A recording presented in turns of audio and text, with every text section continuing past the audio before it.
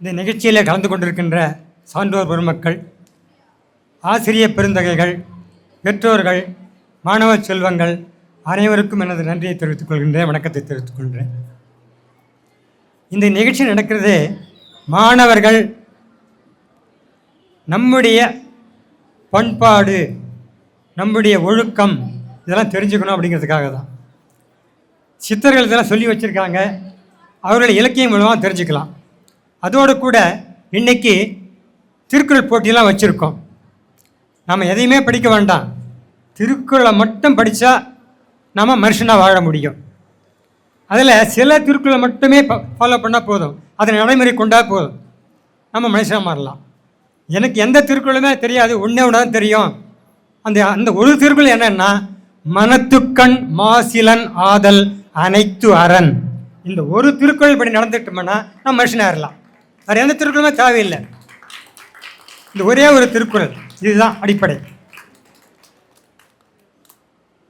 நான் திருத்தணி பக்கத்தில் ஒரு கிராமத்தில் ஒரு ஏழை குடும்பத்தில் பிறந்தேன். சில சான்றோர்கள், சில துறவிகள் அவங்கெல்லாம் இருந்த இடத்துல எனக்கு பழக்கம் ஏற்பட்டு ஆன்மீகத்தில் ஈடுபாடு.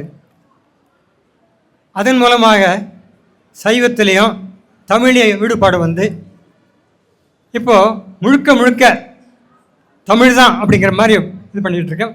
மாணவர்களை உயர்த்தணும் அப்படிங்கிற ஒரே நோக்கத்துக்கோடு தான் நம்ம இந்த சித்திர இலக்கிய மையத்தை நடத்திக்கிட்டு இருக்கோம். இப்போ எங்கேயோ கிராமத்தில் பிறந்த நான் எந்த அளவுக்கு உயர்ந்திருக்கேன்னு சொல்கிறேன், தற்பெருமைக்காக இல்லை, உங்களுக்கு எல்லாம் தெரியணுங்கிறதுக்காக. எனக்கு 5 மொழிகள் தெரியும். ஐ நோ இங்கிலீஷ், எனக்கு நன்றாக தமிழ் தெரியும், నాకు తెలుగు తెలుసు, மலையாளம் கூட வச்சு, கன்னடம் தெரியும், ஹிந்தி भी मालूम है.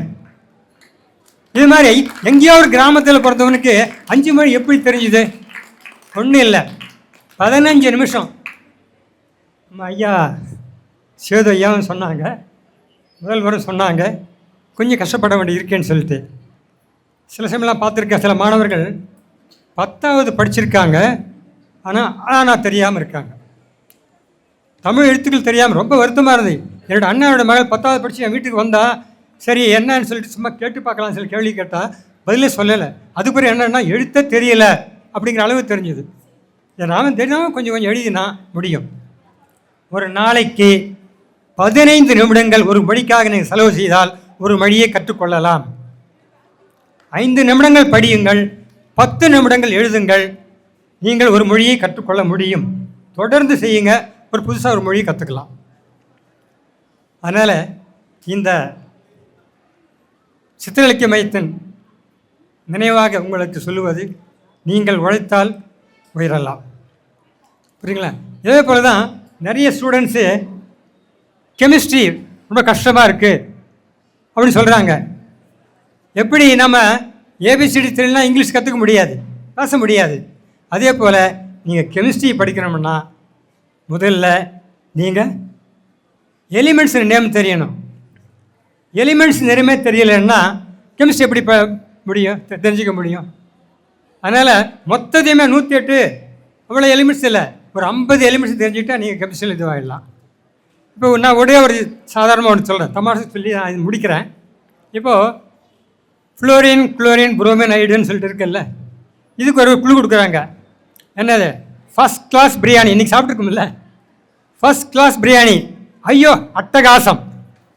First class, first fluorine, class chlorine, biryani B R, bromine, ஐயோ அயோடின், அட்டகாசம். அதுக்கு அடுத்த உள்ள எலிமெண்ட் என்ன ஞாபகம் வச்சுக்கலாம் இல்லை? ஐயோ இல்லையா? ஃபஸ்ட் கிளாஸ் பிரியாணி, ஐயோ அட்டகாசம். இது போல் ஒவ்வொரு கிளாஸுக்கும் ஒவ்வொரு குரூப்புக்கும் சில குழுவெலாம் யூடியூப்லேயே வருது. நான் இப்போ தான் கற்றுக்கிட்டேன், முதல்ல எனக்கு சொல்லிக் கொடுக்க ஆள் இல்லை, இப்போது அதெல்லாம் வருது.